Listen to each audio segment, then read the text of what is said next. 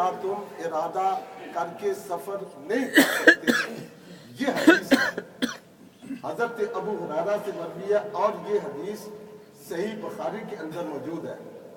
اب میں آپ کو اس حدیث کی ڈیٹیل جو ہے وہ محدثین کرام نے جنہوں نے بخاری شریف کی شرح لکھی ہے نا، علامہ حافظ ابن حجر عسقلانی جو صاحب فتح الباری ہے، صحیح بخاری کی شارح ہے، انہوں نے اس حدیث کو منسوخ کہا ہے۔ فرماتے ہیں یہ حدیث جو ہے یہ منسوخ ہوگی۔ منسوخ کا مطلب ہے کہ ایک حکم اللہ تعالیٰ کی طرف سے یا اللہ کے رسول کی طرف سے آیا تھا، لیکن اسی حکم کو اللہ یا اللہ کے رسول نے اس کو جو ہے کینسل کر دیا، اس کو منسوخ کر دیا۔ علامہ ابن حجر جو ہے وہ اس حدیث کے متعلق جو ہے وہ جو بیان فرماتے ہیں، وہ فرماتے ہیں یہ حدیث جو ہے یہ منسوخ ہے، اس کا حکم ختم ہو گیا ہے۔ اس کی ناسخ کون سی حدیثیں ہیں؟ وہ کہتے ہیں 2 حدیثیں ہیں۔ اس حدیث کے حکم کو منسوخ کرنے والی، کینسل کرنے والی 2 حدیثیں ہیں۔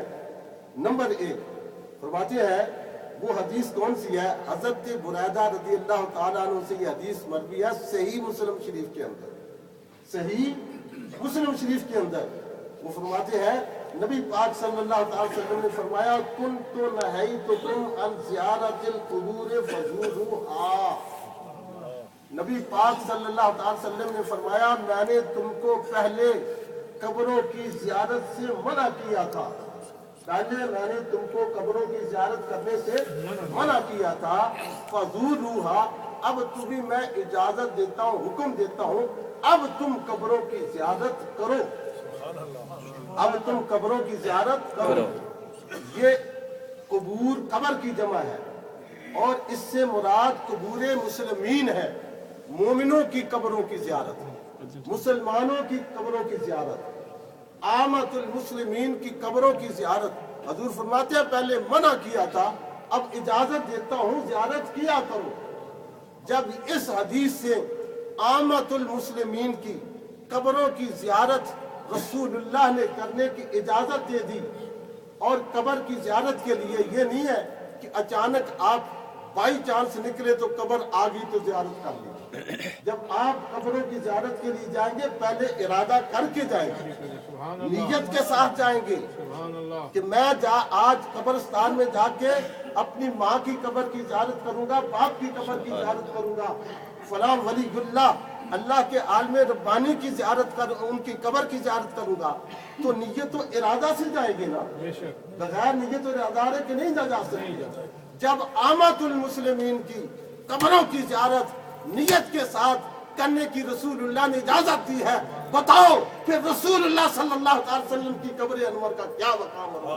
سبحان اللہ۔ جو شخص رسول اللہ کی قبر کی زیارت کی نیت سے سفر کو حرام کہتا ہے وہ غلط کہتا ہے، صحیح مسلم کی حدیث کے خلاف کہتا ہے۔ بے شک بے شک بے شک۔ یہ پہلی تکبیر، اللہ اکبر، نعرہ رسالت، یا رسول اللہ، نعرہ حیدری، حیدری، نعرہ تحقیق، عظمت رسول۔ اس اب کوئی نعرہ نہ لگائے، ٹائم بہت شارٹ ہے۔ تو یہ حدیث ثابت کرتی ہے جب عام مسلمانوں کی قبر کی، آپ یہ باتیں آپ ذہن نشین کر لیں، پھر جب بات ہوتی ہے تو آپ حنسک ہو جاتے ہیں، اب اس کو حفظ کر لیں۔ جب عام مسلمانوں کی قبر کی زیارت رسول اللہ کے حکم سے جائز ہے تو پھر رسول اللہ صلی اللہ علیہ وسلم کے قبر اطہر کی زیارت کی نیت سے جانا کتنا بلند ہو۔ یہ کیوں جائز نہیں ہے؟ شیخ الاسلام علامہ ابن تیمیہ، یہ رسول اللہ کا حکم ہے۔ اس حدیث سے وہ جو حدیث میں نے ابو ہریرہ والی پڑھ کے سنائی ہے وہ منسوخ ہے، اس کا حکم کینسل ہے، اس کا حکم کینسل ہے۔ اب دوسری حدیث یہ صحیح بخاری شریف کے اندر ہے اور یہ بھی صحیح مسلم شریف کے اندر ہے۔ یہ حدیث ہے سیدنا حضرت عبداللہ ابن عمر رضی اللہ تعالی عنہما سے یہ حدیث مروی ہے، قال النبی صلی اللہ تعالی علیہ وسلم یاتی مسجد قباء کل سبت ماشیا راکبا وکان عبداللہ ابن عمر یفعلہ۔ حضرت عبداللہ فاروق اعظم کے شہزادے آپ فرماتے ہیں نبی کریم صلی اللہ تعالی علیہ وسلم کا یہ طریقہ تھا، سرکار کی یہ روٹین تھی۔ نبی پاک صلی اللہ تعالی وسلم ایوری سیچرڈے، ہر ہفتے کے دن، ہر سبت کے دن سرکار جو ہے مسجد قباء کی زیارت کے لیے جاتے تھے، مسجد قباء کی زیارت کے لیے جاتے تھے۔ کانا راکبن اور ماشین، کبھی سواری پہ سوار ہو کر جاتے تھے اور کبھی پیدل جاتے تھے۔ اور حضرت عبداللہ ابن عمر کا بھی یہی عمل تھا، صرف عبداللہ ابن عمر کا عمل نہیں بلکہ خلفائے راشدین کا، جمیع صحابہ کا یہ عمل تھا کہ وہ رسول اللہ کے اس عمل کو فالو کرتے ہوئے مسجد قباء کی زیارت کے لیے جاتے، وہاں جا کے نفل پڑھتے تھے۔ اور کیوں پڑھتے تھے؟ نمبر 1 اس لیے کہ رسول اللہ صلی اللہ علیہ وسلم نے، نمبر 2 پہ سرکار نے مسجد قباء کے 2 نفلوں کا مقام اور مرتبہ، فضیلت اور ثواب بیان کیا ہے۔ یہ دوسری حدیث بھی حضرت ابو ہریرہ کی حدیث کے حکم کو منسوخ کرتی ہے، فیصل کرتی ہے کہ جب رسول اللہ صلی اللہ علیہ وسلم نے اپنے عمل سے ان 3 مسجدوں کے علاوہ مسجد حرام، مسجد نبوی شریف اور مسجد اقصیٰ کے سوا خود جب سرکار نے ایک 4تھی مسجد کے لیے سفر کیا، سوار ہو کر بھی، پیدل ہو کر بھی، تو اس کا مطلب اور مفہوم یہ نکلے گا کہ سرکار نے اپنے عمل سے اس پہلے حکم کو منسوخ کر دیا ہے۔ اب کسی بھی مسجد کی طرف اور کسی بھی پلیس اور کسی بھی جگہ اور مقام کی طرف نیت و ارادہ کر کے جانا یہ جائز ہے۔ ان احادیث کی روشنی کے اندر پھر رسول اللہ صلی اللہ علیہ وسلم کی زیارت کا کیا مقام؟ سبحان اللہ، بے شک۔ یہ تو تھی ان 2 احادیث کی روشنی کے اندر بس کہ حدیث ابو ہریرہ کا حکم منسوخ ہے۔ اب گرامر کے لحاظ سے آئیے، جو صرف ناف جو ہم درس نظامی کے اندر پڑھتے ہیں نا، جس سے تمام چیزوں کا پتہ چلتا ہے، اب اس کی روح سے یہاں لفظ ہے لا تشد الرحال الا الى 3 مساجد، جس کا حکم ہے کہ 3 مسجدوں کے علاوہ کسی اور مسجد کی طرف سفر کر کے مت جاؤ، نیت کر کے مت جاؤ۔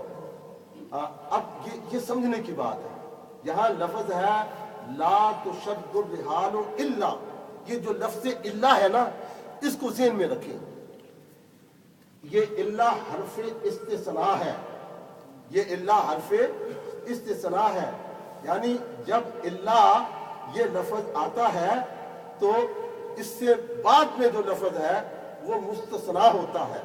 وہ کیا ہوتا ہے؟ مستثنیٰ۔ ابھی میں اس کی مستثنیٰ کو بھی بتاؤں، اسی کر کے بتاتا ہوں۔ اور الا سے ما قبل بیفور جو لفظ ہوتا ہے وہ مستثنیٰ منہ ہوتا ہے، وہ مستثنیٰ منہ ہوتا ہے۔ علامہ تفتازانی متوفی 792 وہ استثناء وہ فرماتے ہیں، استثناء مفرغ کے متعلق فرماتے ہیں جہاں الا کے ما قبل مستثنیٰ منہ مذکور نہ ہو، یعنی الا سے پہلے کوئی بات ذکر نہ کی گئی، لفظوں میں نہ ہو، ورد میں نہ ہو، تو پھر فرماتے ہیں تو اس میں مستثنیٰ من جو ہے وہ مقدر ہوتا ہے، یعنی پوشیدہ ہوتا ہے، چھپا ہوا ہوتا ہے، اور اس کو ماننا ضروری ہوتا ہے۔ فرماتے ہیں کہ الا اخراج کے لیے آتا ہے، الا ایک چیز کو نکالنے کے لیے آتا ہے۔ الا کس کے لیے آتا ہے؟